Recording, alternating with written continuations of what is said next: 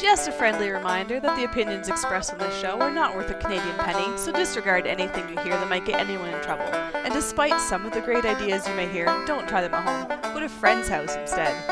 It's time to get a gun.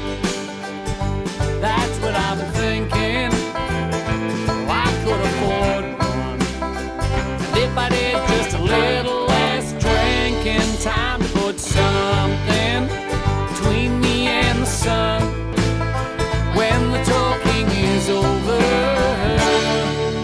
it's time to get a gun. Hello and welcome to Slam Fire Radio for episode 330, November 14th, 2019. I am one of your hosts, Trevor. I'm another one of your hosts, Kelly. And I'm Adriel. And I'm special guest host, Jason Gallen. Look at that. I don't even have to introduce him. He's like a pro at this now. Johnny, I know the ropes. He knows the ropes. He knows when to jump in. That's very good. Welcome, Gallen. How you doing? I'm doing well. Bad news. You will not be telling story time tonight. What? We got an Really? email. Gallen, we got an email from YouTube that wants us to specify whether or not our content is child friendly. That's a true story. I can forward you the email. So as a result, unfortunately, we won't have story time with Gallen tonight. I know. Hey, Gallen, stay after. Right? The after party. We should do a Patreon episode. Listeners, if you're a Patreon and you want story time with Gallen as a Patreon only episode, let us know and we will make that happen for you. We care that little about you that we will do that for you. Yeah. So Gallen, before we get into what's going on and what we did in guns, you should know that at my birthday party where you performed live for us, and I do refer to it as a performance because it really is like having our own personal stand-up comedian with us everywhere we go. We streamed that to the internet at 1:30 in the morning. It was over an hour. It's still on my Facebook, and I'm getting comments on the daily. The person I work with in my real life job watched the whole bloody thing. Couldn't wait to talk to me about it. Nice. That's good. I like that. Mike Islin from the Reloading podcast. Oh, God. I know, right? He's like, dear. every time I see Gallen, my children are around, so there is no story time. So he said he thanked us for live streaming that. So anyway, listeners, if you're not squeamish and are a bad person, then I would, if you're interested, the Storytime with Gallen birthday episode is on my Facebook still. Let's go dig through it. Bad person? They don't have to be a bad person. They just have to be open. Oh, that's it. There are levels of openness, and you know, if you're that open, I think you're a bad person. Really? Oh, bye, Gallen. So See ya. judgmental. I know. Judgy, What do you judgy. mean? Don't be judgy. And I can do other podcasts. If they want to reach out to the show, you guys can whore me out to other shows. Oh, jeez. Good choice of words, right? So there you go. Yeah. So anyway, I'll get the T-shirt out of the way. You guys have been asking me. Adriel didn't, because Adriel doesn't like me. He doesn't care about stuff. But everybody else. We're all wearing different T-shirts and different fashion things. So, what are you wearing? You guys were asking about this one. This was a birthday present from listener and IPSC buddy of mine, Jeremy Kane, and really? It is a Cooey T-shirt. It actually has a pitch orange, and it has a picture of the Cooey factory on it. It says H Cooey and a picture of the factory, Machine and Arms Company, made in Canada. So I'm wearing my Cooey shirt tonight. Neat. Yeah, super cool T-shirt it's nerdy, right? It's super nerdy. Kind of like you. I have aspects of my personality that are somewhat nerdish, yes. Yes. I'm incredibly jealous of that shirt. As well you should be. You could just make one. Yeah, why don't you make one? Jason has a doesn't look that habit of hard. making his I'm going to. shirts. There you go. Make one. Yeah. All right. So, Kelly, you really want to play what the host is wearing, or are we moving on? Sure. Why not? Okay, what are you wearing, Kelly? I'm wearing my Waco Tactical Fitness shirt, which is WTF. Yes. It is from the trip that we did 5 years ago. Was it 5 years? Mm-hmm. 4 years ago down to Waco, Texas, where we decided that we were going to. So we spent a weekend in Waco, Texas, doing an instructor boot camp for Project Appleseed. Then we went and spent a week with Tim Krosno. Never again the same after that. Nope. Which was fantastic because it was in San Antonio. And then we drove back 30 to 40 hours or something like that overnight. And then we decided that we were going to do Project Maple Seed. We pushed the go button. Amazing. Yep. So that's the shirt that I'm wearing. It's Waco Cool. Tactical. What the F? So Waco Tactical, what they do is it's a biathlon that they do. So you can do either on purpose. So it's PRS. Mm-hmm. But it is, you build in a run with it. So it's 5 miles, 10 miles, 20 miles. You run you run with all of your ammo, your guns and everything. And basically you just shoot a PRS match as you go. Oh, so you wouldn't want to take the 18-pound PRS rifle out for that. Mm-mm. You'd want something a little bit lighter to jog with. And a good You know- sling. Right? So instead of having like an AR-10, what if you had an AR-15 that shot 308 bullets? Wouldn't that be a thing? Huh? Well, we should talk about that later. Okay. It doesn't sound like the ballistics would be that good. Shut your face. That's how good they are. Yeah. So the guys down in Waco Tactical Fitness, just want to give them a shout out. They're fantastic. Yeah. Awesome.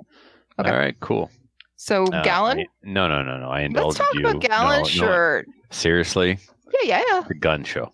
I'm wearing a gun shirt. You're kind of wearing a gun shirt. Gallen, go ahead. Tell us what Gallen's you wearing want. a gun shirt. This is turning into the dumbest segment ever.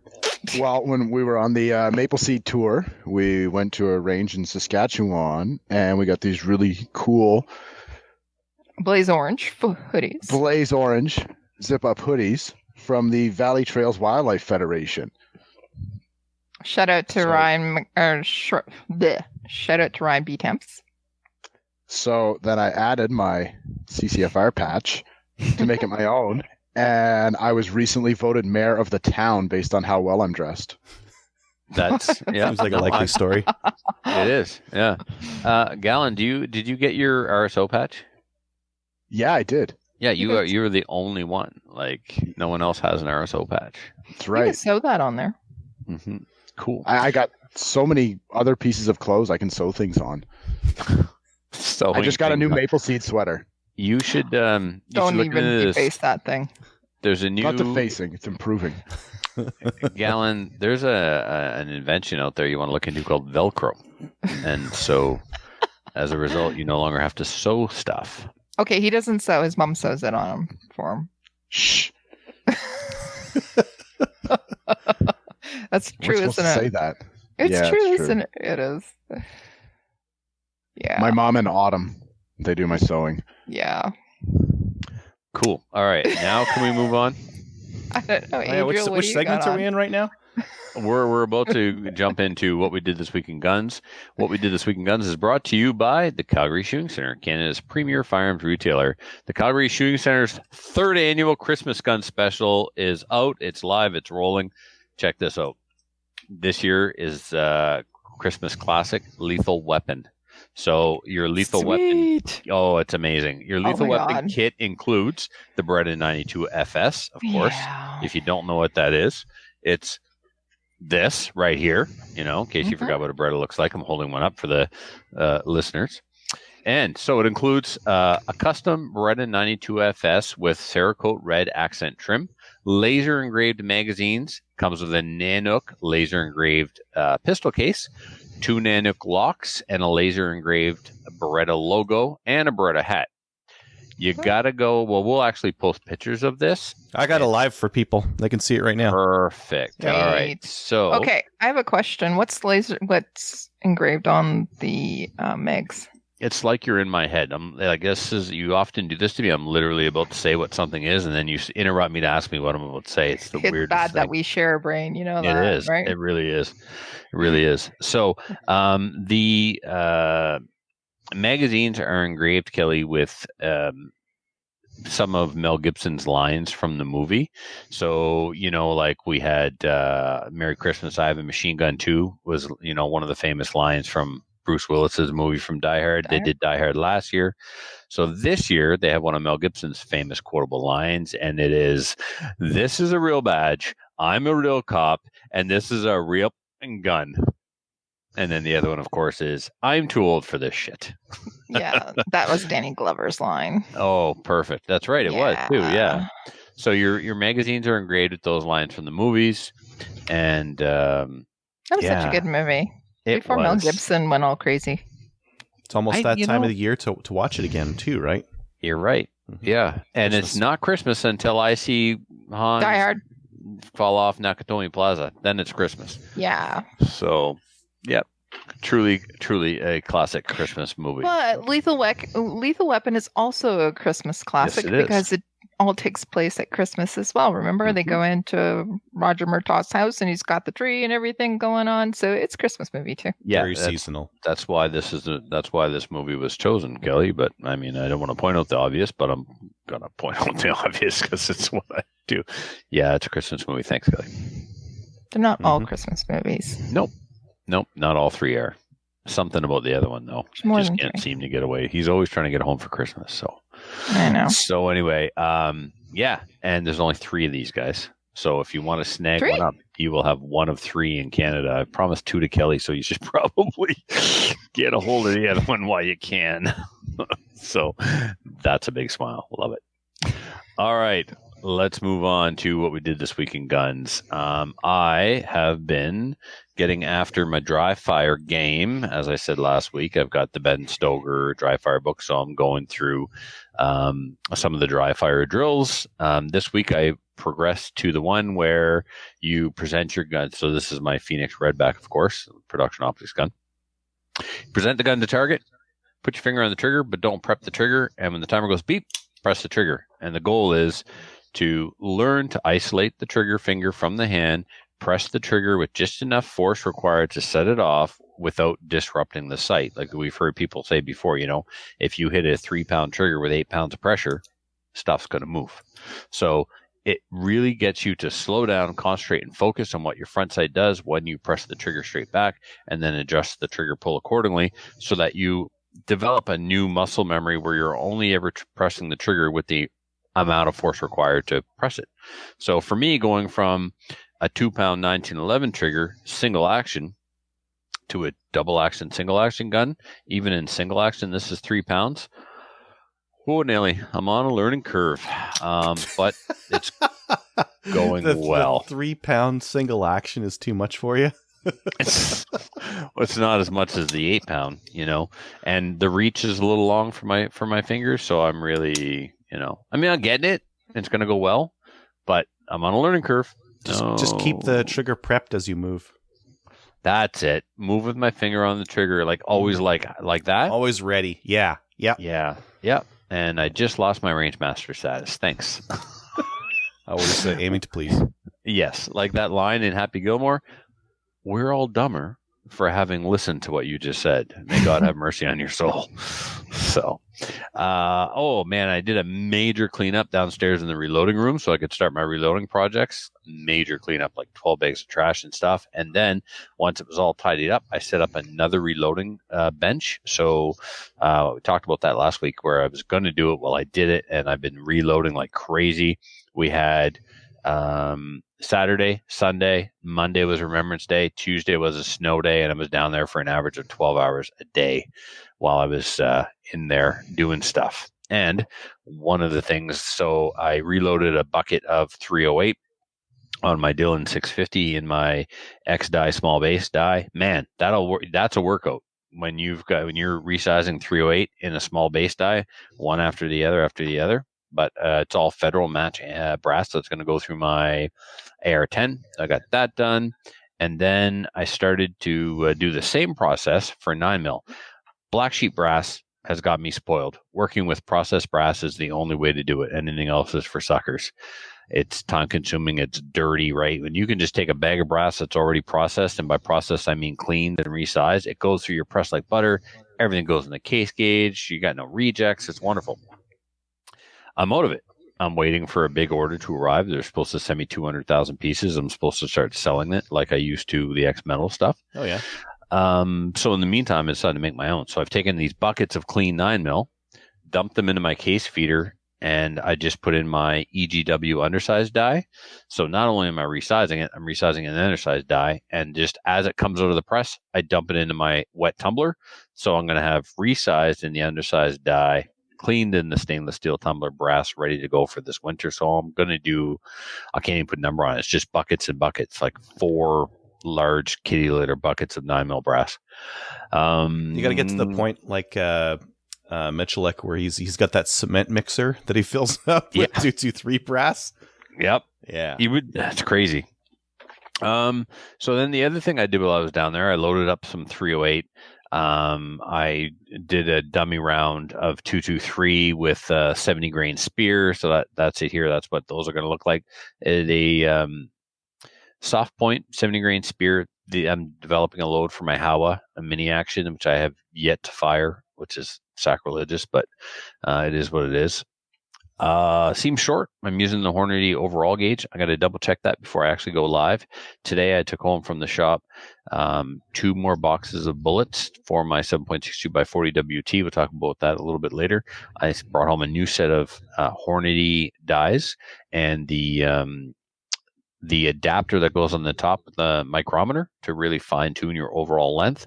So this is much nicer than what I had been using before. I've got some good resizing dies. I've got a Dillon, and I've got an X die, and then I recently picked up a small base X die. So I have an X die in 223 that's surplus to my needs if there's a listener out there looking for one. The only seating die, well, I had the Dillon seating die, and I had the one of the RCBS seating dies, but now I've got a nice set of Hornady dies and this micrometer to fine tune things. I got the Redding competition seating die with the micrometer on it for 308. Oh man, I loaded 60 rounds of 178 grain 308 for my bolt action on the weekend as well. So lots of reloading. But the most exciting thing that I did with reloading was I created my first live 7.62 by 40 WT rounds. And that's really important that I got these done because today or tomorrow at the latest, my modern sporter is going in the mail. So I will have my modern sporter. I got my barrel.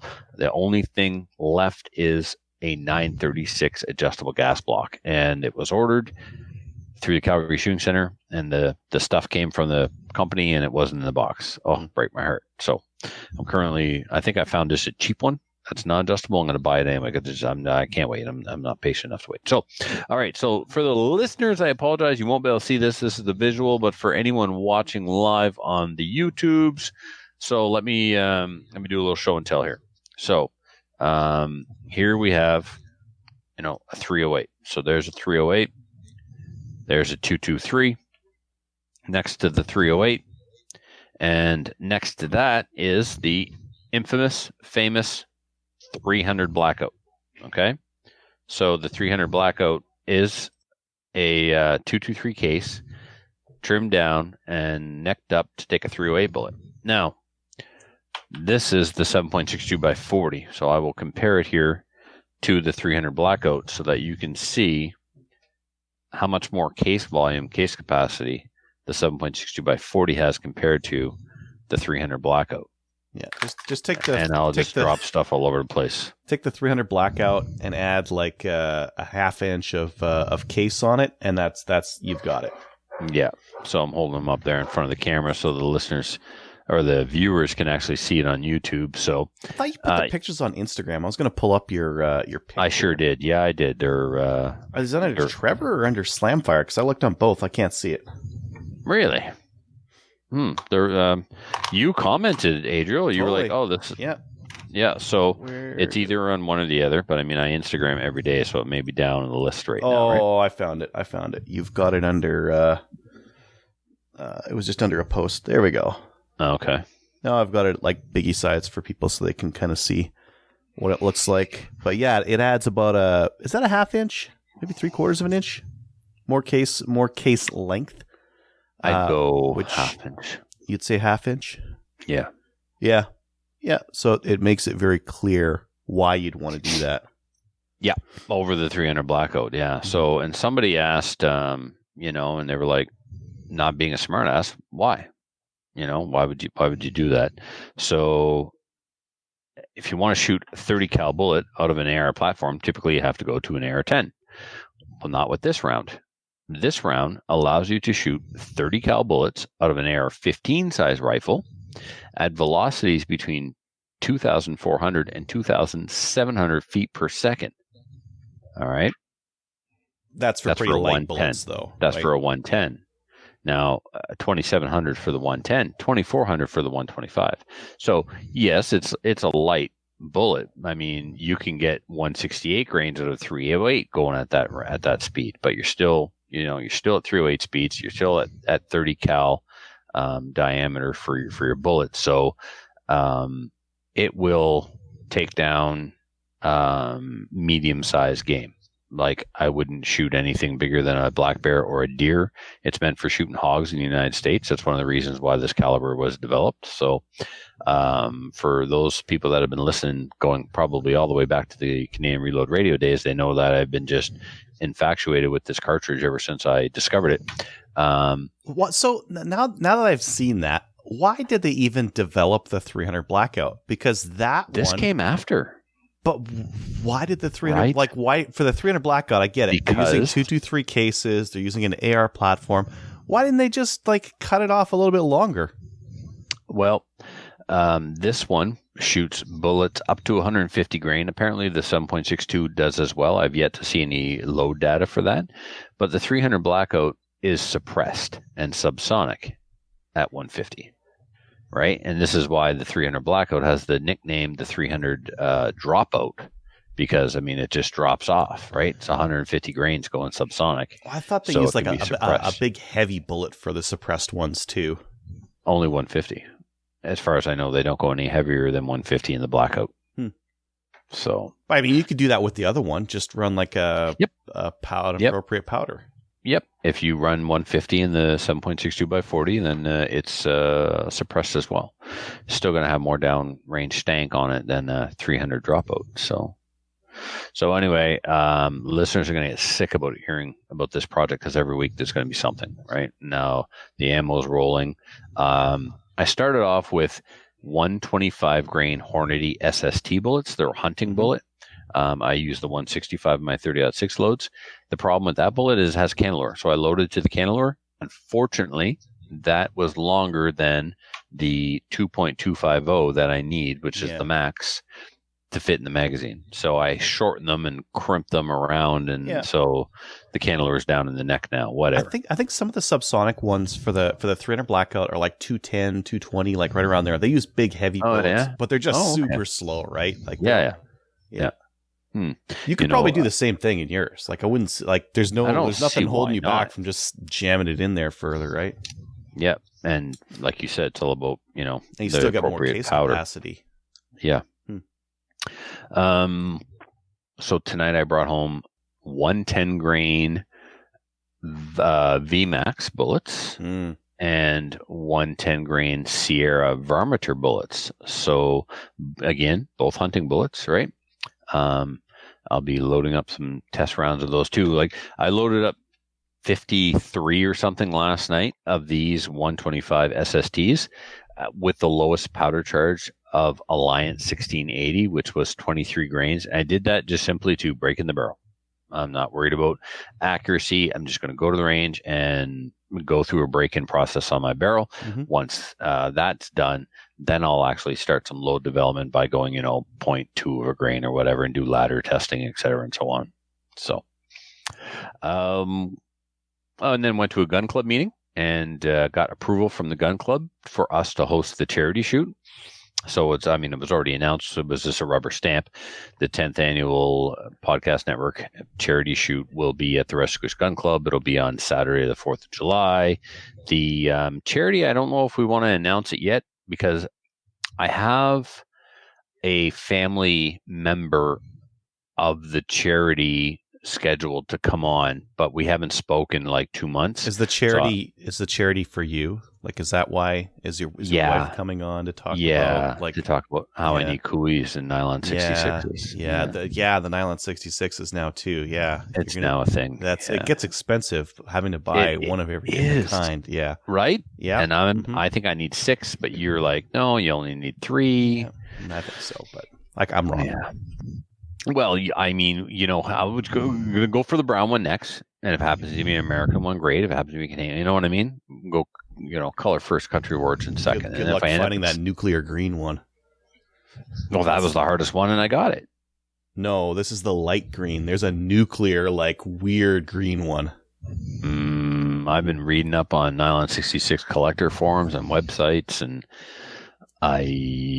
interesting. I will look again. That's wonderful. Why are you collecting these? Well, It's an addiction. He's got a problem. I got a problem. Yeah, the nylon apparently 66 there's some kind of problem. The nylon 66 Gallen is an iconic firearm. It's a well-known firearm. It's really cool in the fact that the entire thing is made out of this product, nylon 66, and so I wanted one, right? And I would have been content to just get a regular one like Filthy got. But this one ended up being the Seneca Green. And there was only 42,500 of the Seneca Green made. So I was like, oh, cool. I scored a good one, right? Only. Well, compared to the brown ones, yeah, only 42,500. Compare that to how many SKSs were made. Come on, man. That 42,500 of one particular firearm is a drop in the bucket. So I like right off the bat. You started with the Cooeys. Uh-huh. Now you're into the nylon 66s. Which some people would say is a step up. I don't know, man. That's a Lateral big collection of $30 guns. This is why you don't come on often.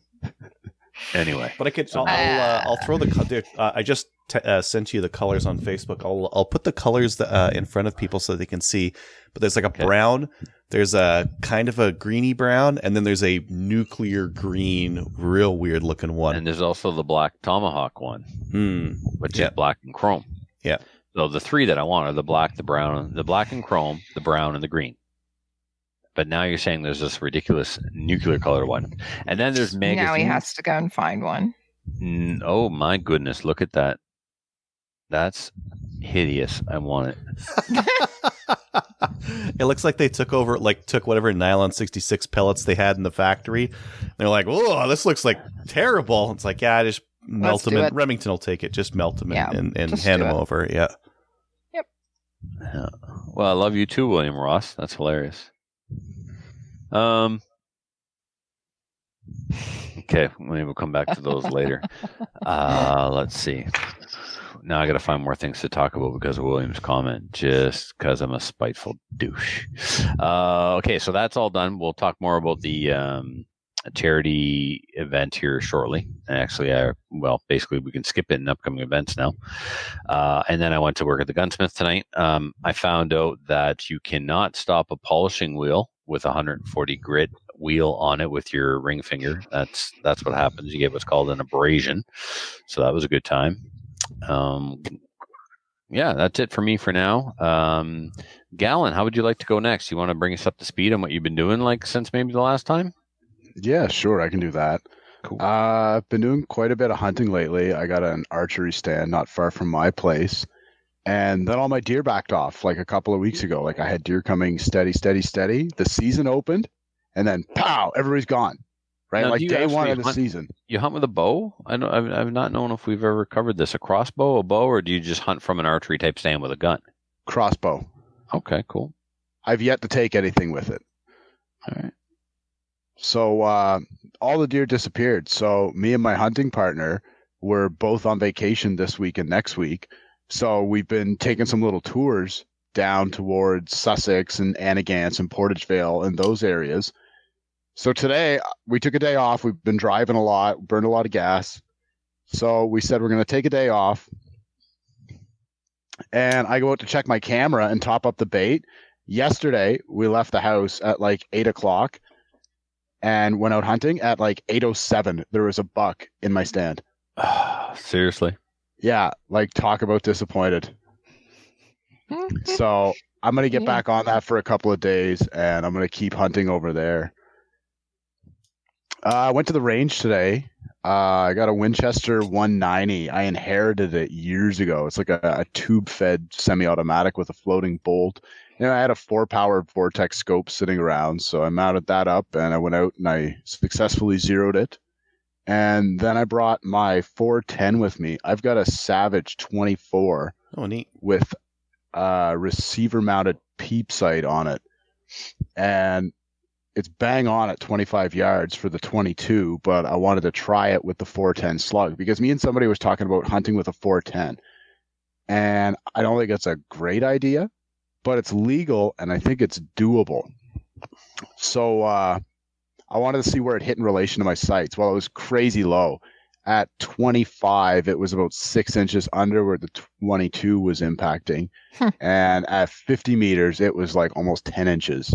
Yeah. So the slugs weigh a fifth of an ounce. It's the Winchester ones. I got the calculator and I figured this out the other day. So there's 16 ounces in a pound. Times 5 is 80. So 7,000. I got my calculator right now, divided by 80. So according to my math, those slugs weigh 87.5 grains. I thought they'd be a lot heavier than that. And according to the box, I don't have a chronograph, they're going at 1,830 feet per second. So I think that'd pack quite a wallop. Just using the IPSC power factor, it would have a power factor of 160.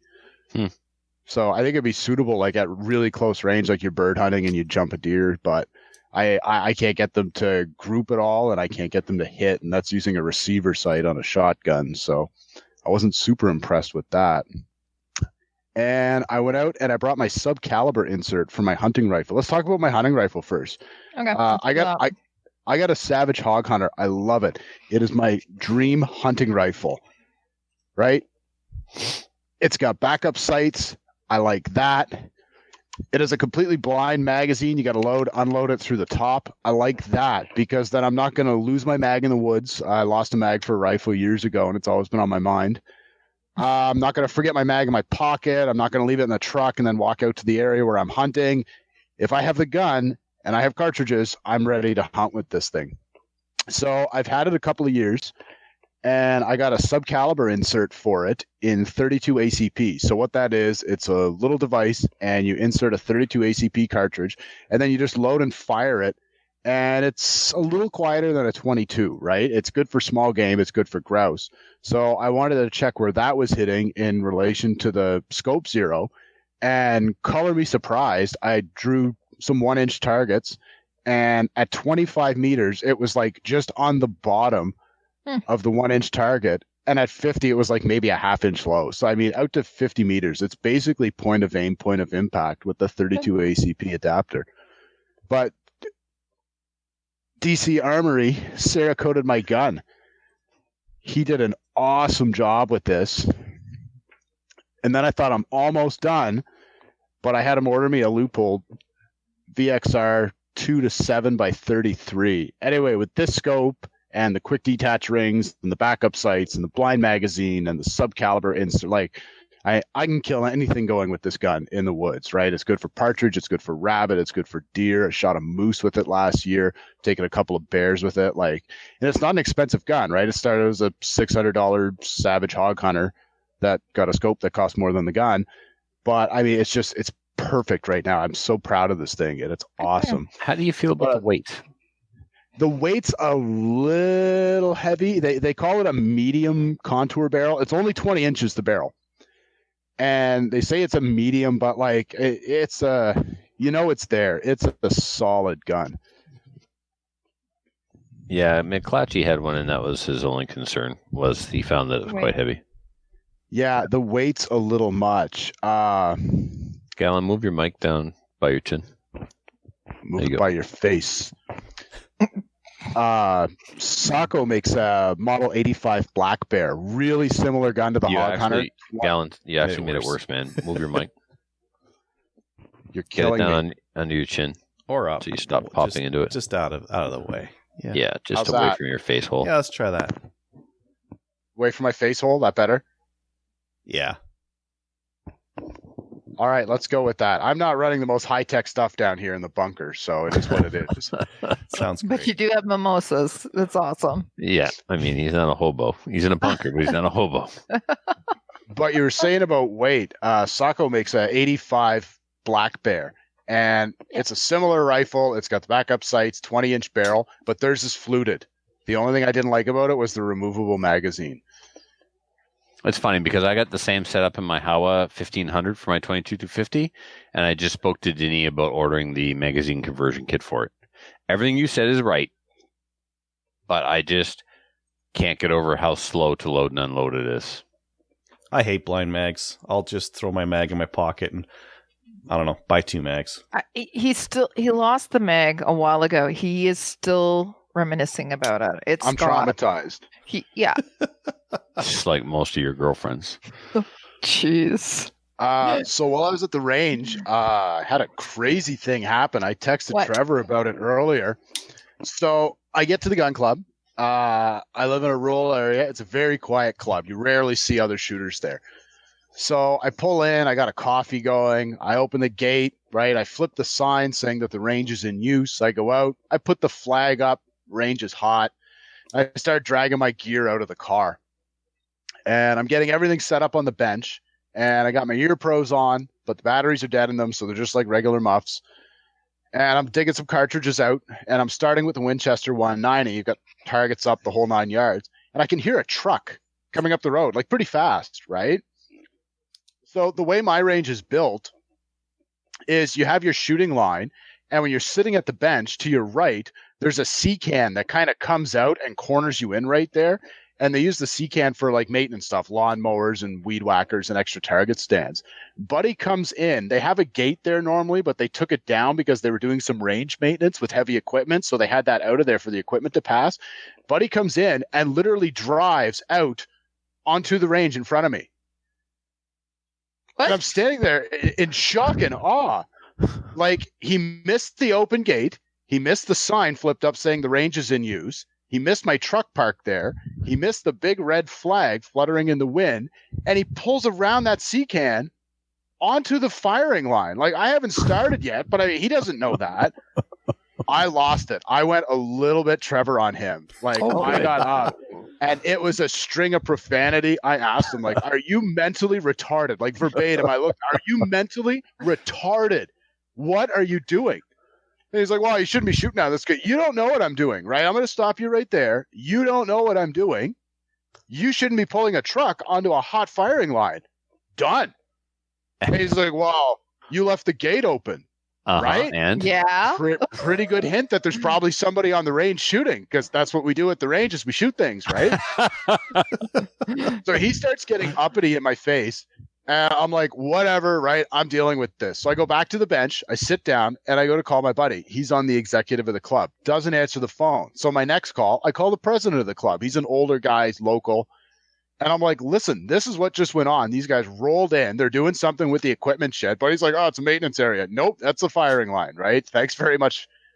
So I said, they don't even have eyes and ears. Like, what am I supposed to do right now? Do I start shooting? Like, not care what they're doing? He said, I'm coming up.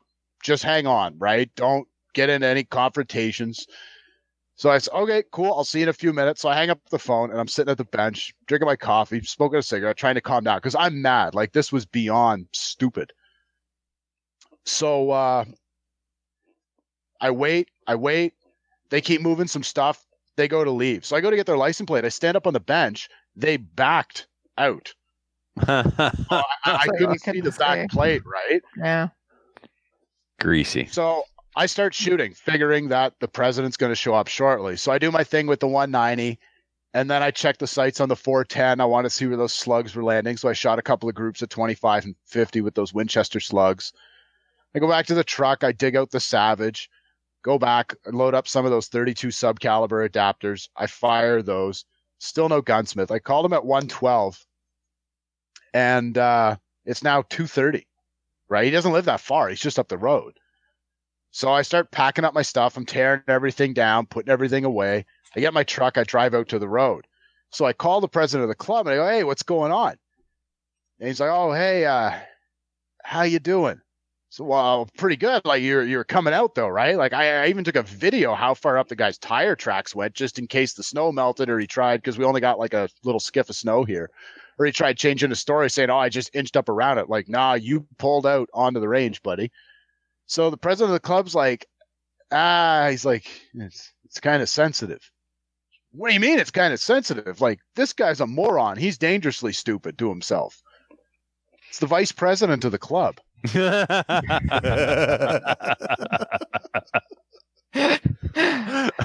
So he's like, you guys had like a, it's like a mutual misunderstanding. Like, no, there's no Nope. mutual misunderstanding. No, He is I'm a painfully certified stupid range officer, Mr. and dangerous President. to himself. Yeah.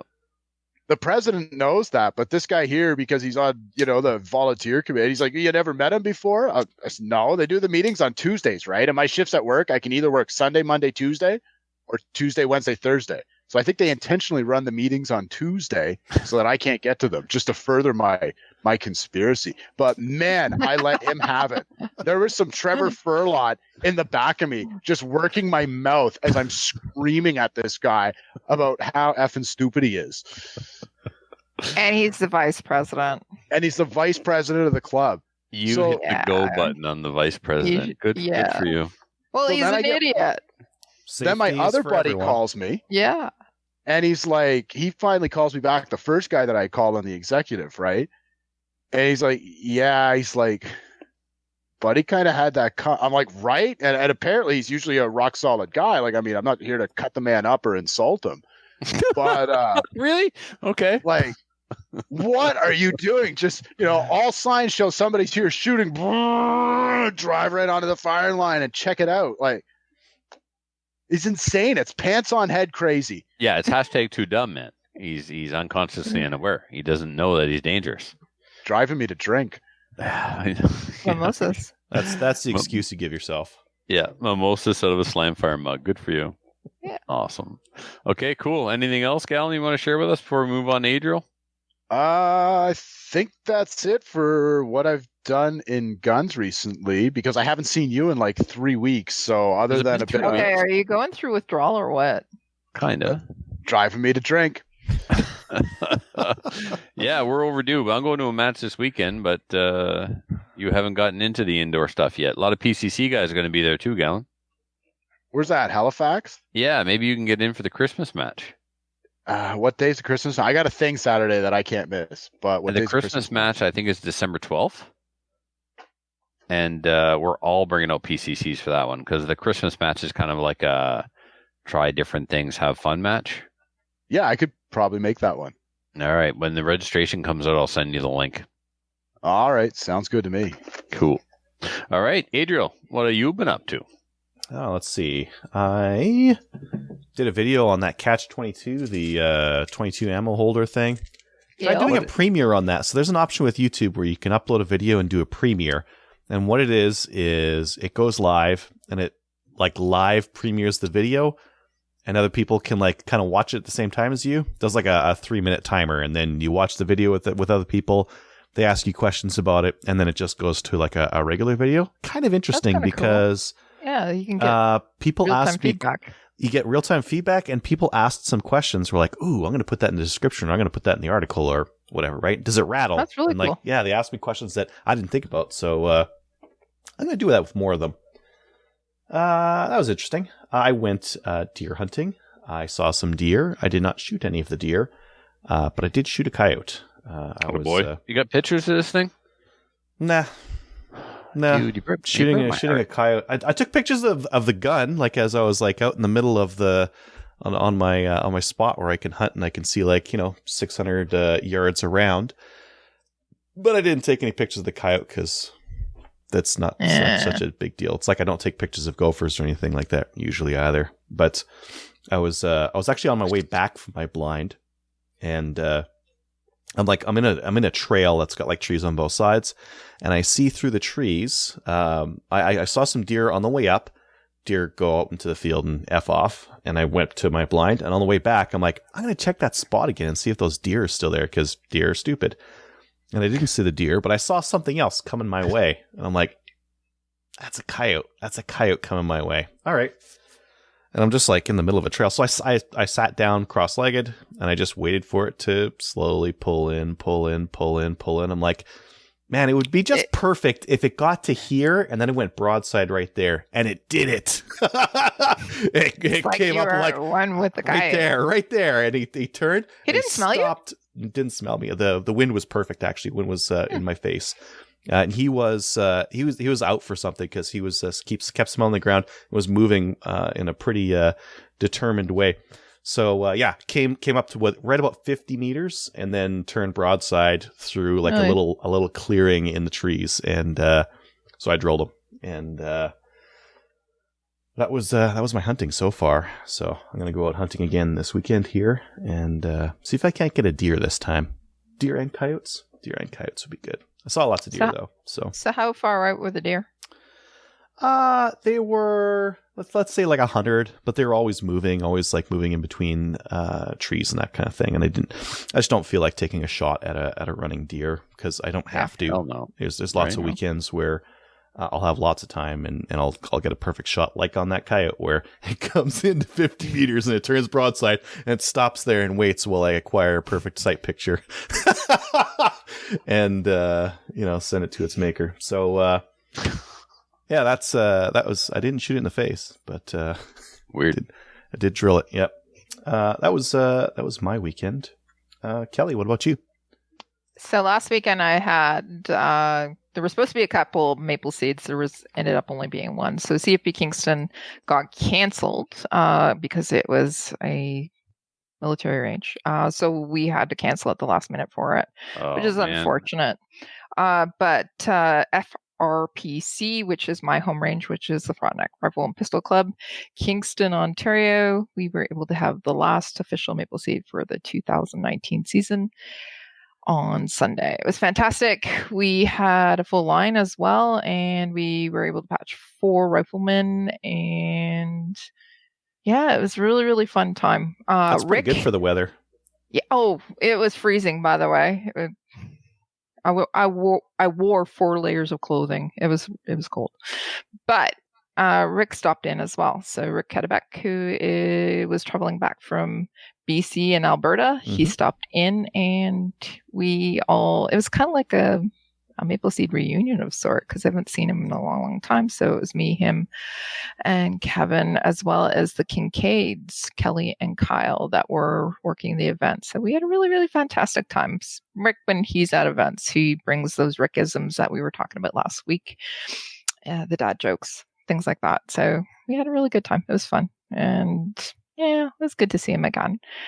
What else? Oh, I don't know if you can see this. Can you see this?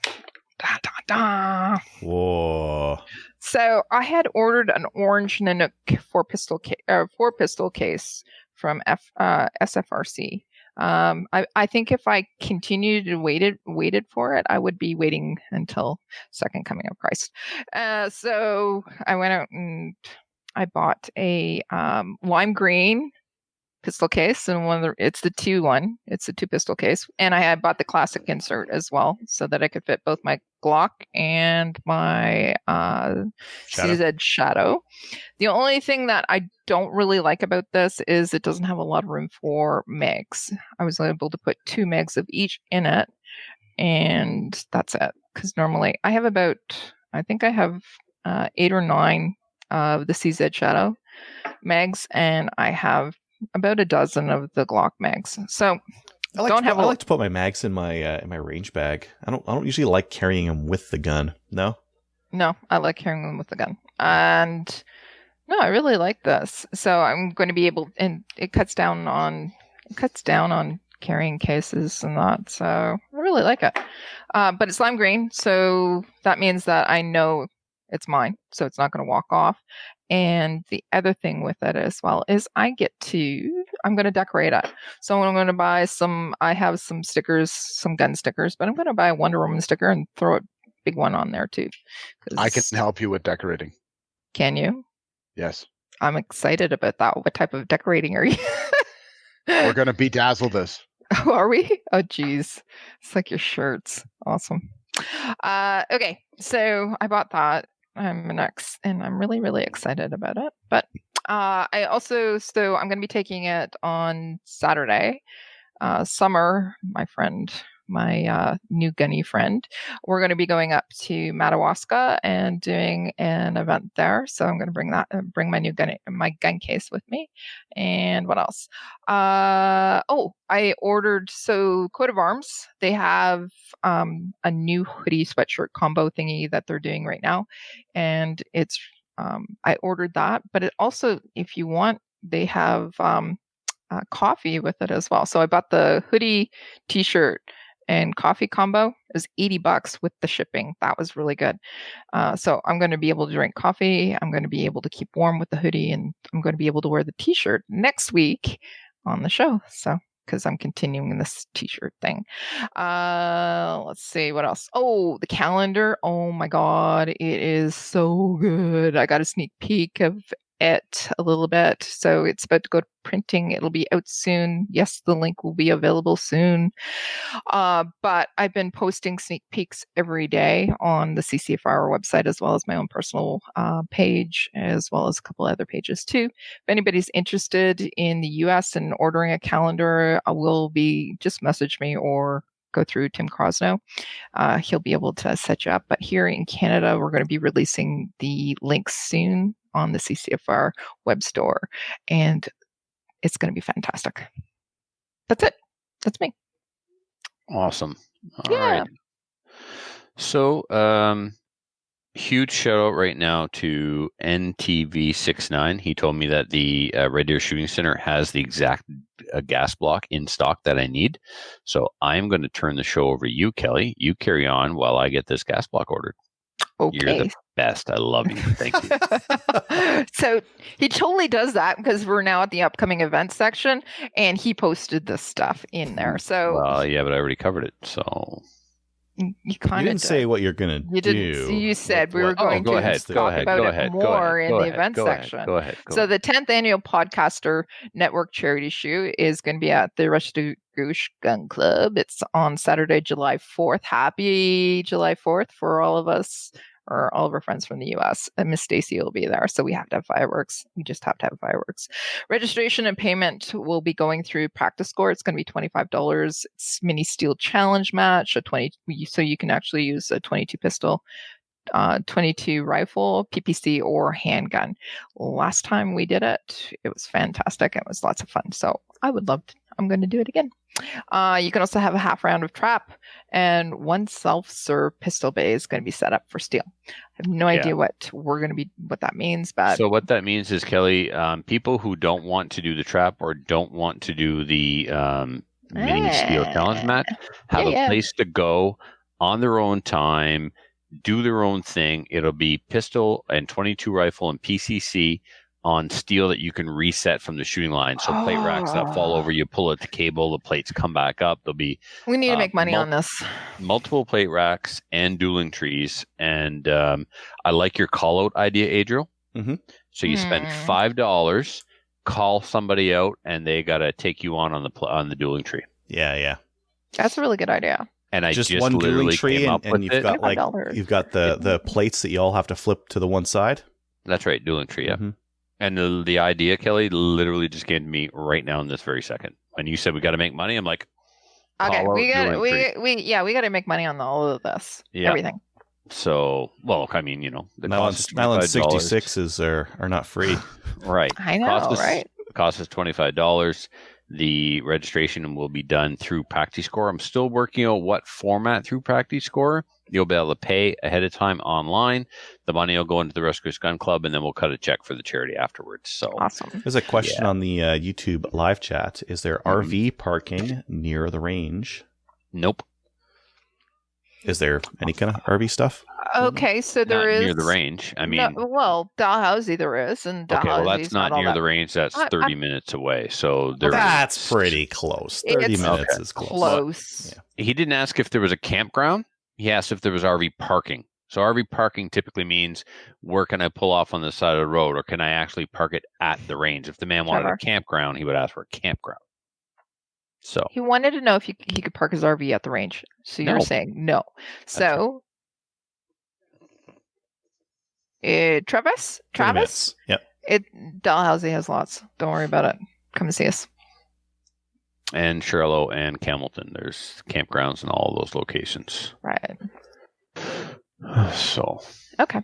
We'll have more details on that soon, but also if you'd like to join the Facebook page, just go to the 10th Annual Podcaster Network Charity Shoot. Ask to be accepted, and we'll accept you in. Yeah. Cool. I'll accept you in. How's that? You're very accepting. I know.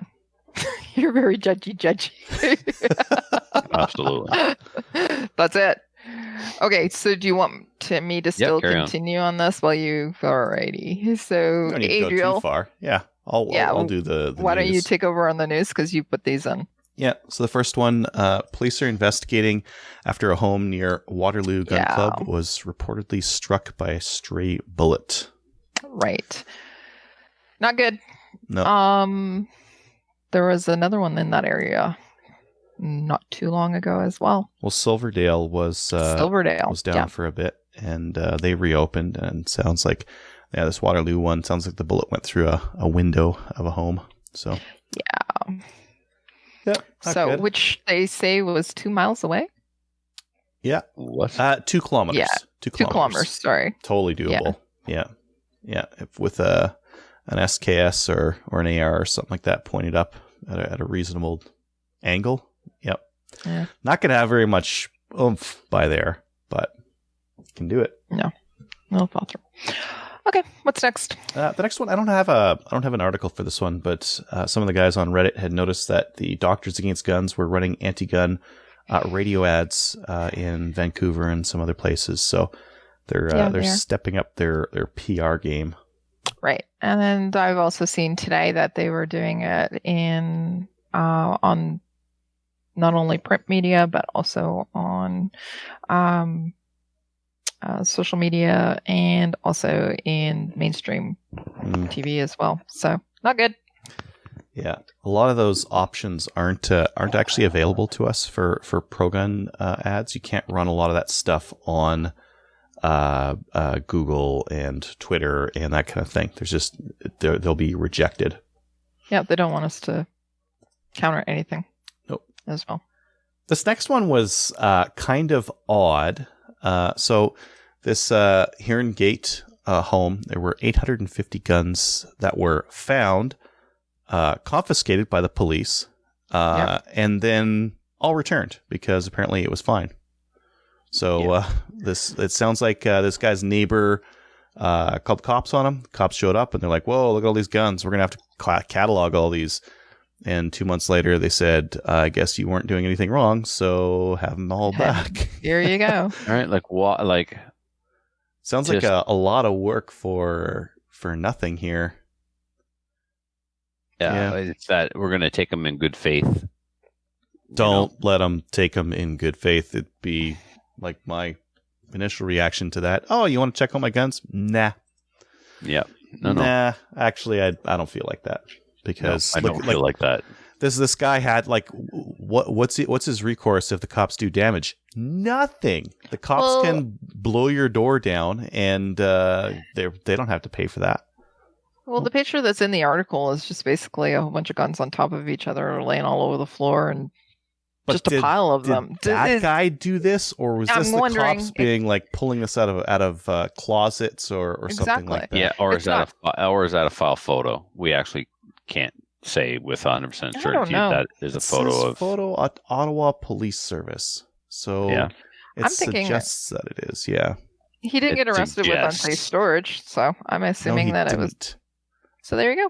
I would assume that he has a gun room that these all go into, because there's no way you're going to put all those in a safe. And you're not throwing. Many. That's all. Anyways, they're all. I'm sure that some of them are damaged. No. Yeah. Just by the photo. You can't just like they have the capacity to store 850 guns properly. Well, apparently. Right? I don't have 850 guns. I'll tell you right now, I don't have gun cases or gun socks for all the guns that I have. So are they going to provide them? Or are they just going to shovel these things into their arms like blocks of firewood and dump them in the back of a van? That's what they're going to do. That's what they're going to do, yeah. So, anyway. Mm-hmm. Yeah. Yeah. Not impressed. Hey, Trevor, since you're getting into weird guns, green guns especially, I've got your next firearm here. The firearm that no one in Canada asked for, the RDBC which one is this? RDBC Hunter. It's the California version of the Kel-Tec bullpup, and it's weird looking. It kind of looks like a boot. Like you could take this thing and put it on its side. Here, wait. Let me do this live for our viewers here, just so they can they can see the. Let me pipe in while you're doing that. Uh-huh. I think those are awesome. I think that's an awesome gun. Really? Why? And from everything I've read online, they're super ergonomic. Like, it's better than the freestanding pistol grip, and they're crazy reliable. All the YouTube reviews are great on that thing. Really? I kind of like the idea, like how sleek it is, but as soon as you put a red dot or a scope on it, it's not sleek anymore. Like this thing would be like great for throwing under a truck seat or something like that. Where's the link to this thing? It's under the news there for the fourth one. Yeah. Oh, the fourth one. Yeah. Yeah. But it's I think it's an abomination. Let Yeah. me look at this thing. Apparently- Because if you I like hate it. Gallen It's on likes my it. short list. it's on Add your flip-up short list. sights Oh and a my light. god! What do you say? You like it? I think that belongs in Star Trek.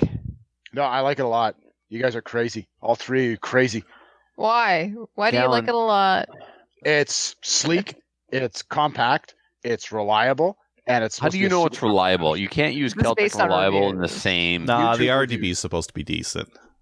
Look at this thing. And See, ambidextrous because it's bottom eject. Gallen, are you looking at the picture? I can't see a picture. Oh, you can't see the picture. Okay, and you didn't right. You don't know how to publish on use the internet. But Gallen, it's two pieces of plastic clamshell together like a water gun with 1, 2, 3, 4, 5, 6, 7, 8, 9, 10, 11, 12, 13, 14, 15, 16, 17, 18, 19, 20, 21, 22, 23, 24, 25. 25 blessed screws holding two pieces of crappy plastic together. And inside those two pieces of crappy plastic are pins and springs, just like a toy gun from the 70s or 80s. Right. No. And they're still in business. Kui is not. And one of those is. Oh, Shots burn. fired. Shots fired. Whoa. Oh, that's amazing. It's not going to go well when you get in the car with him on the 12th, by the way. It will. It's going to be fantastic. If you put flip up sights and a light Oh, on that no. thing, done. Perfect carbine right there. Awesome. No. That gun is awesome. I'm buying one. Sweet. Man. We found the buyer. Sweet. Yeah. We need to see the other side. I want to see the other side. It looks just as Scroll bad. down. Yeah, it looks just as bad. Okay. I'm sorry. Like a bowl of crushed arseholes looks the same from all Oh my angles. God, no. Yeah. Right? We're getting close to Black Friday, so you're going to start seeing some sales coming up for Yeah. that. DC Armory's already got one going on. What has he got going on? What is he selling? Oh, never mind. last- I'll last just be week. quiet because we've probably got some other. We've got a specials we've got a going on. section that we can bring it up to. I know. as That's well, what I was right? going to say.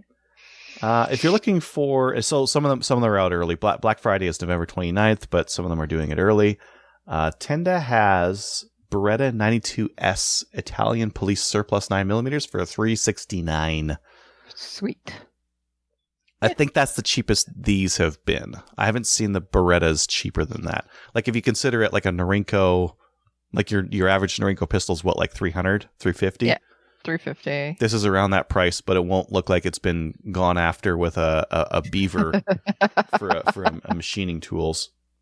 Yeah. And this is the 92 what? S, which is S. probably like the heel The mag release. release is on the heel. Yeah.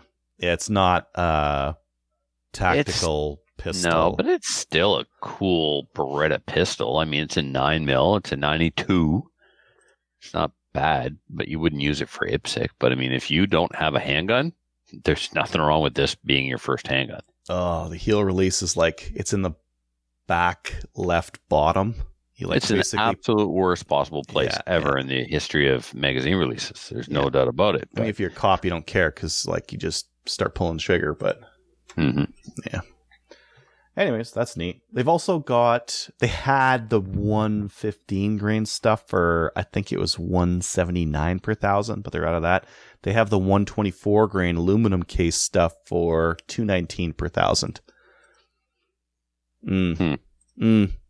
Yeah. My guns run that aluminum stuff just fine, so I just don't see the point in doing brass case anymore. Not for pistol. For my rifle, I still do brass cased. Yeah. Yep. And then Sean started a YouTube live stream thing. I was going to pull it up, but if I play video on my computer, it makes sound for everyone else, so I can't do that. But if you check out YouTube, listener Sean has made a YouTube channel with, I forgot the other guy's name, but I think it's John Rogers. John, so, yes, the M14 doctor. M14 medic. Mm-hmm. Medic. There we go. Yeah. Great. Yeah. And also Maple Cedar? I feel like he's a Maple Seed instructor from Regina. Yeah. So that's kind of neat. Good guy. Him and fun. Remember Gallen? Remember you and John? You guys are like kindred spirits. We're BFFs. He's awesome. Me and him should do a podcast. John, get at me about that. Yes. You've already got the mug that says you're a podcaster. Yeah. So he's doing one with Sean already. You should just go and join their podcast. Get at me. We're doing this. Okay. He listens to the show too. Hi, John. There we go. There's a couple of new podcasts that have popped up lately. Yeah. Silvercore. Yep. Silvercore's out there. They got 3 or 4 episodes out. Sean, yeah, they did the Newfoundland boys. Yeah. I was just going to say Silvercore recently did a interview with the Empty Shooter, who is Graham Foote, when he did a fantastic job talking about Maple Seed. Just wanted to give Graham a big shout out as well. Awesome. I should probably have said that during the shout outs. Yeah, well. Well, hey. Yeah. Okay. It's not like you cooked carrots without cleaning them first, Kelly. Are you taking back over, or are we going... Yeah, I'm ready to go. Yeah, we're going into the main topic, I think. My money is spent. Your money is spent? Are you spent? Oh, I am. I have. I might have to stay home this weekend now. I made mistakes and looked at some bottom lines and some numbers. Ooh, Nelly. All right, so it's time for the main topic. So that's why Gallen is here, and he's not here to do story time. He's here to do a review of the Troy 102. So, right. Yeah. There's not a whole lot of them out in the wild yet, and people are really excited because Stag is expensive. The BCL, for a while had questionable reliability and customer support. I still got I got a comment yesterday on that YouTube channel. I had to send it back because it wasn't running. Now, which version of it? It is brand new. It's the new one. Brand new. Really, the newest gen. Yeah. That's too bad.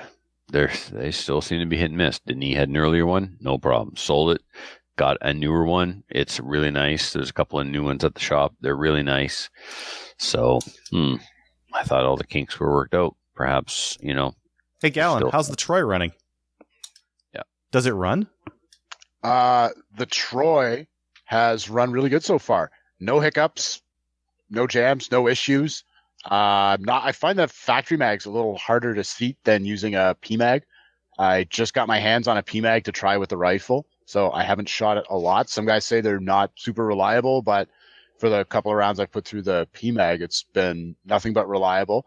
But I've had 0 issues shooting this Troy so far, and I like it a lot. Some of the cons that guys didn't like, I was reading online, is the bolt hold open. It's a blind pin, so you can't just knock it out. You would have to get a super long drill and drill that out, or find some kind of way to tap it with a really small screw and back it out that way if you wanted to put a bad lever or whatever on it. But I've never changed a bolt hold open in my life, so non-issue. And the rear takedown pin, somebody else was crying tears that it's a little bit recessed. You can't start the takedown pin with your finger. You can the front one, but the rear one is either shorter or the receiver's thicker there. So if you want to take the gun down, you have to press it in with a bullet tip or your car keys or whatever. So again, not a big deal to me. If I got to pull the bolt out, I've probably got some kind of tool there to be doing whatever I'm doing. Or a bullet. So I didn't find those were bad, right? Bullet point's what I've been using so far. Mm-hmm. Pros for it, reliability, none of them are good things so far. And the accuracy has been crazy good. I shot some surplus through it. Wasn't great. I was getting groups like 2 to 4 inches, depending on what I was shooting. I tried some Steelcase Barnaul and some Norinco. And then I tried some 150 grain Federal Blue Box. That's like my go-to 308 round for like hunting and utility stuff because it's cheap. It shot MOA. Like I did 4 groups with it, one after another at 100, and I was blown away. And then of course the Federal Gold Match shot MOA as well. Trevor suggested I tried that, so I picked up a box. But been grouping very, very well. It looks really slick. It's a good looking rifle, except that Troy Battle Axe stock. That is the ugliest stock in the world. Yeah. But it's not uncomfortable to shoot. Like when you bring it up to your face, it's a nice feeling stock. It's got some QD holes in it. It's got a trapdoor that folds down. You can double fist this thing. There's so much room in there. It's huge, right? I could park a car in that stock. It's awesome. So I was going to change it out for something a little more ergonomic, but then after having shouldered the rifle and shooting it a little bit, like there's no reason to change this. It works awesome. And everything seems pretty quality on it. It's got a 20-inch 1 in 10 barrel, DPMS pattern bolt. The bolt's got the cuts for a forward assist, but it's a slick side upper on it. It's got 2 ejectors on it, right? I think it's got 2 plunger ejectors, right? Now, I was reading on the internet. I was just about to talk to that. You're reading my mind. Some guys were saying that they only come with 1 now, and it's a cost-cutting measure. But the one I've seen, it's got the 2 plunger-style ejectors on it, and the gas key on the bolt is staked. Like it looks like they put some care and diligence into this thing. I like it a lot. Sweet. Yeah, the ejection's always hard with a 308, but that dual ejector really takes care of it. It's getting out of there with some pretty good control that way. Yeah, it kicked all the brass out back to my right. It's not like as good as Mini 14 ejection when they come out, but hey, they're flying 5-6 feet to my rear, so I was happy with it. As long as it's not staying in the gun. Right. Gallen, what did you put on for an optic? Loophole Mark IV 3.5 to 10 in Vortex medium rings, and it just worked out. It's just that's the rings I had at home. That's the scope I had at home. So when I got my hands on the rifle, I was like, I'll try it out and see if it mounts up. Fits my face perfectly. So I was like, great, right, perfect. Run like this for a while. Yeah. Mm-hmm. Now, what about weight? It's not as heavy as my M14. I don't have a scale at home because I'm poor. As you guys could tell by my headset here, I live quite frugally. As you drink champagne. That's Baby Duck Canadian Sparkling. This is like you are poor. This is like $6 a bottle. Amazing. In the white liquor store, right? You can get it cheaper elsewhere. Yeah, understood. So, no, the Troy's been good. I found it was a little heavy, and the barrel's 20 inches, and it's like, a guy could 20? change that out. Yeah, 20. It's like a guy could change that out for an 18.6 barrel and have something a little more compact, probably not give up a lot. But where the gun's shooting MOA, don't touch it. Right. If you ring out some groups like that, just leave it alone. Yeah. But it's a medium contour barrel. It shoots really well. Yeah, it's got what do you have for a... Sorry, go ahead, Trevor. It's got a horrible trigger.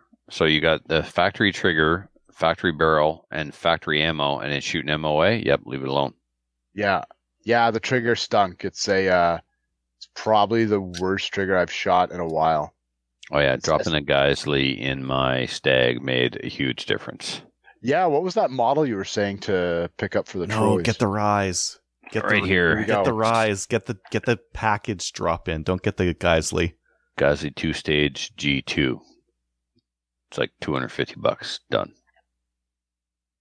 I don't know what this thing is Adriel's talking about. For all I know, it could be better. You'd have to look into it. Yeah, instead of a component trigger like that, it's a cassette style drop in, and you can get them for about the same price, and the trigger travel will be a lot less.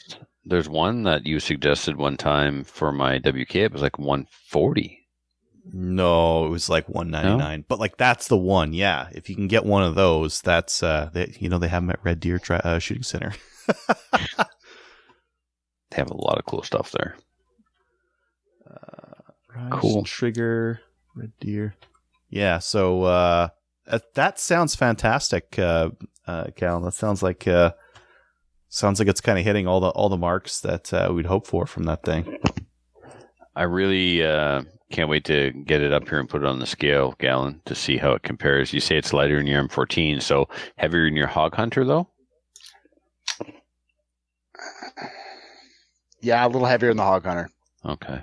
That's with the scope on it. Yeah.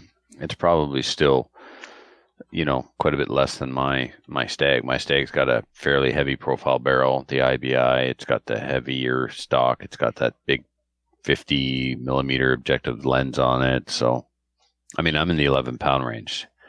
You probably in the 9-10? Yeah, if I had to guess, I was going to guess at 10 earlier, but I'm bad at estimating weight, so I didn't want to. Okay. Oh, that Rise Armament Black Fallout Super Sporting Trigger 179. Oh, there you go. It's a 179. Now we're talking. Yeah, 3.5 pound trigger single stage. That's single. That's good. That's a deal to go with. Yeah, that's what's going to go in the WK when I'm not poor anymore. I am also poor. You were talking earlier about you've been looking at the account financials there. I looked at mine this week and it was bad. Yeah, well, says the guy with gold under his bed in a savings account. Stop it, I'm a man-child. I'll lose my job. I had to tap into the savings account. No, you chose to. You didn't have to. No, I had to. Uh-oh. I called the bank and I'm like, I need some of that money right now, or you're going to be very disappointed when payments come out this week. Awesome. All right, cool, man. Anything else on the Troy before we move on? No, that's it. I've been hunting with it a little bit, mostly car hunting because I want to baby it.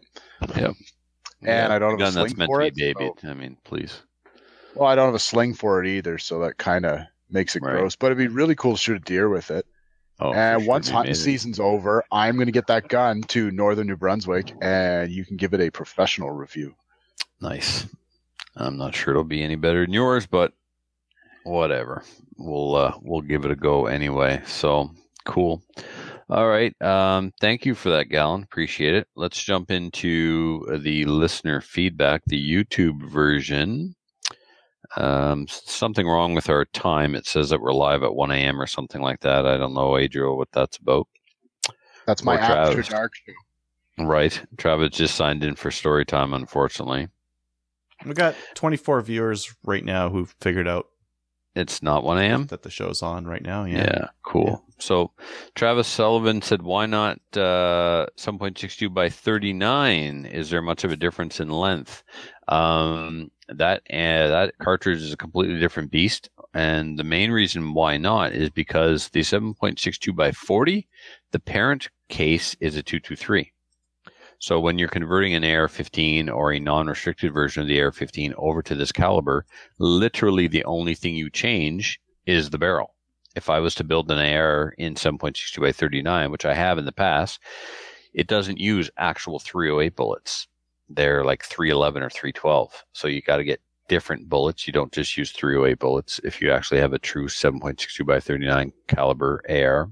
And the magazines are different. So and the bolt is different. The bolt is a weaker design, and some of the lugs have sheared off on some 7.62 by 39 ARs. They sure have, yeah. So could be the manufacturer though. Yep. Joey said something must have been in response to about 3030. So I think he's referring to the ballistics. The ballistics of the 7.62 by 40 WT are very, very similar to the 3030. So imagine shooting 3030 bullets cartridge out of your AR-15. An AR-15 that can do what a 3030 can do. but with less mass. Right? Yeah. Luke likes my shirt. Jeremy said GoFundMe account to build another floor on Trevor's house so his vault has wall space to support his collection. I like it. And William is hitting on Kelly a lot. Greg May is happy to see Gallen. Yeah, he's sweet on her. He was texting me something. Yeah. Will needs to get it. Check yourself. What else? Yes, and of course, my favorite person in the universe right now is NTV69. He just cost me $200. It's $400 today. I spent. No, $450.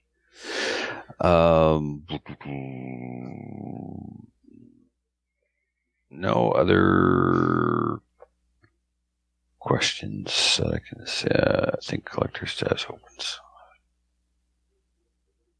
Yeah, Jeremy's complimenting me on my t-shirt, and he should. He gave it to me.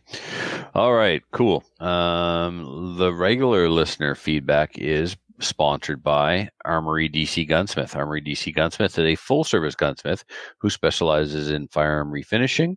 He offers hot bluing, parkerizing, and Cerakote finishes, as well as wood finishes. Gallen, do you like his work? Yeah, I've had several guns Cerakoted by him now, and everything is good. And I got a wood gun that I might send him coming up because so far I've been pleased with everything. His prices are solid. He did a bomb job on this hog hunter. Like everybody I see in the woods, I'm like, check out my gun, and they love it. And then they're like, stop pointing it at me. Right. You're like, you're sensitive. So check out his. You need to move your truck off my range. Check out his online inventory of new and used guns, firearms, accessories, optics, and more at www.dcgunsmith.ca. Follow Armory DC Gunsmith on Facebook at facebook.com/Armory DC Gunsmith and Instagram at instagram.com/Armory DC Gunsmith. He has a Black Friday sale going on. The M&M M10X 18.6 inch barrel. It's non-restricted. It's that way cool updated version of an AK. Takes AK mags. It's all black, tactical. 7.62 by 39. It is on for $1,699. Also has BCL 102s in 308 for $1,399. And Chinese 7.62 by 39 ammunition, 123 grain full metal jacket, corrosive surplus, just $350 for a case of 1440. So if you want any of that stuff, hit us up. Cool. It looks like on their Instagram they've got a Kui 840 up there right now that they're restoring. Were you working on that? I did. That was my work. You should share these pics every week. So instead of just talking about the Instagram, you could show us a neat picture. Oh, if you something got that yeah, man. I mean, I take pictures of everything we work on at the shop all the time. I do a lot of before and after. And I've got this thing. I'm starting like a wall of shame, like the most bubbed gun that comes into the shop. I take pictures of those as well. And I also take pictures of everything that has shoot-through or see-through rings. There's something about Northern New Brunswickers and see-through rings. We actually have a brand new Remington 700 Deluxe or Classic or something that just came in. It's in 30-06, has a beautiful wood stock, nicely finished. Like it's what a Remington 700 used to be. It's just a beautiful rifle. And he wants shoot-through rings put on it because it does have sights after all. So, he'll forego a proper cheek weld for the adaptability of shoot-through rings. Yeah. So, if you would like Why doesn't he get quick detach?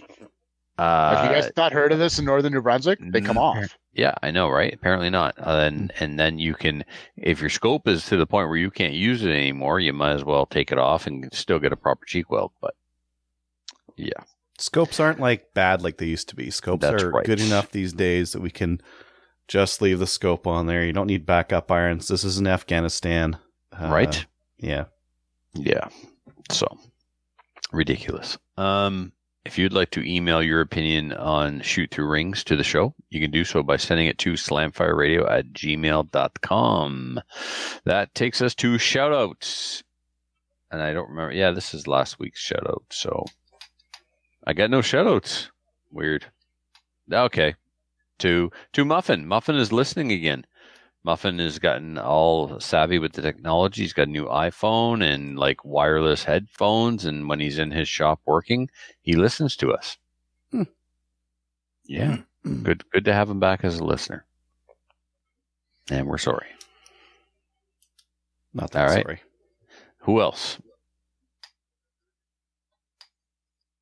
No one else is speaking up, so I see. No, I've got some shout outs. If they don't want to go ahead of Thank me, you. I can Go still ahead. talk. Go ahead. All buddy. right, perfect. I'll do a shout out to Justin for taking my side at the range this afternoon. I want to do a shout out to all my Maple Seed friends, and I want to do a big shout out to John Rogers because he said I can be on his podcast. Oh, So this is that's gonna be awesome. horror. It's gonna be awesome. It's gonna be bad.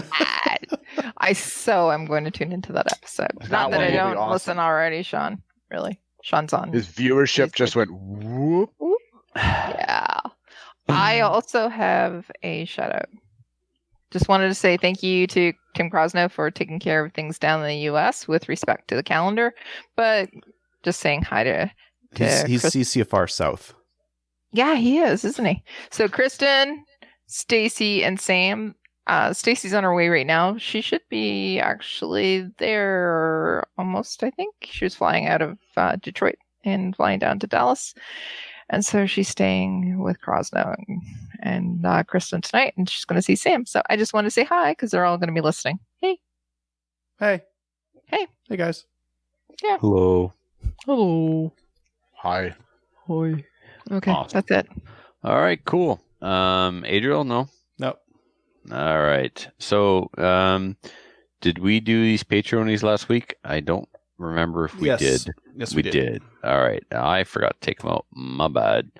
Okay. So, thank you for listening, everyone. And until next week, be sure to, show your support for the show by, if you're going to visit Cabela's, you can visit it by going through our website. And if you do that, we'll get a bit of a kickback.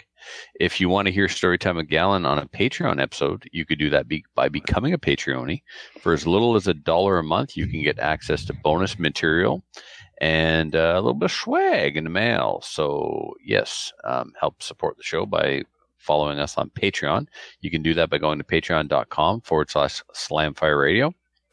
And also, it's very important. We are still fighting. We lost the election, but we haven't lost the war.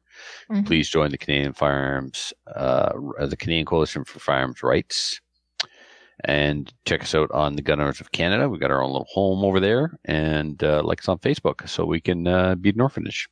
Cabela's has Winchester 9mm 115 grain boxes of 50 for $11.99 right now. Really? That's the Winchester Forge steel case. No, this is just their brass. It looks like just their brass boxer primed reloaded 115 grain, mind you. Yeah, that's Yeah. But $11.99 per box. I remember when like ammo used to be like super expensive, like $15 was like a pretty good price per box, like small lots, right? Yeah. But $12 is cheap on a per round basis. What was that? 12 divided by 50, 24 cents a round? For a box of 50, that's good. You can beat that on thousands, but Yeah. Not bad. Cool. Yep. All right, everybody. See you next week. Later, Gators. So if you have any comments or questions for the show, please send an email to slamfireradio@gmail.com. Now go grab a gun and shoot something. When the talking is over, it's time to get a gun.